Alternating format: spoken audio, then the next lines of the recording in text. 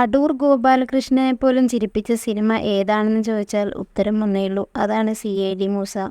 ഇന്നും കുട്ടികൾക്കും മുതിർന്നവരും ഒരുപോലെ കണ്ട് ആസ്വദിക്കുന്ന മറ്റൊരു ചിത്രമില്ല. ഒരു കാർട്ടൂൺ കാണുന്ന അതേ എന്റർടൈൻമെന്റ് തന്നെയാണ് ഈ ചിത്രവും പ്രേക്ഷകർക്ക് നൽകുന്നത്. ചിത്രത്തിന്റെ പേര് തന്നെയാണ് വലിയ ആകർഷണം. സി.ഐ.ഡി. മൂസ എന്ന ഈ പേരുണ്ടായ കഥ സംവിധായകൻ ജോണി ആന്റണി തന്നെ പറയുന്നു. സി.ഐ.ഡി. മൂസ എന്ന പേരുണ്ടായ വലിയൊരു കഥയാണ്. അതായത് പണ്ട് മുതലേ ദിലീപും ജോണി ആന്റണിയും സംസാരിക്കുമ്പോൾ ഈ ഒരു കഥാപാത്രത്തെക്കുറിച്ച് പറയാറുണ്ട്. സി.ഐ.ഡി. മൂസ എന്ന വീരസാഹസികനായ കുറ്റാന്വേഷകൻ ഉണ്ടായിരുന്നു. അതിനാൽ ആ പേര് സിനിമയിൽ എവിടെയെങ്കിലും ഉൾപ്പെടുത്തണമെന്ന് ഇരുവർക്കും ആഗ്രഹമുണ്ടായിരുന്നു. അങ്ങനെ ഈ കഥ പറഞ്ഞപ്പോൾ ദിലീപാണ് പറഞ്ഞത് സി.ഐ.ഡി. മൂസ എന്ന പേര് കൊടുക്കാമെന്ന്. ഈ സിനിമ ഉദയകൃഷ്ണ സി.ബി.കെ. തോമസ് ആണ് ചിത്രം നിർമ്മിച്ചത്. അതിന് മൂലംകുഴിയിൽ സഹദേവൻ എന്ന പൂർണ്ണരൂപവും ഉണ്ടായി. അതിനൊരു രണ്ടാം ഭാഗം ഉണ്ടാവണമെന്ന് ആഗ്രഹമുണ്ട്. എന്നാൽ ആദ്യ ഭാഗത്തിന്റെ കഥ എഴുതിയ ഉദയകൃഷ്ണനും സി.ബി.കെ. തോമസും ഇപ്പോൾ രണ്ടായിട്ടാണ് എഴുതുന്നത്. പിന്നെ ഞാനിപ്പോൾ അഭിനയത്തിൽ ശ്രദ്ധ കേന്ദ്രീകരിച്ചിരിക്കുകയാണ്.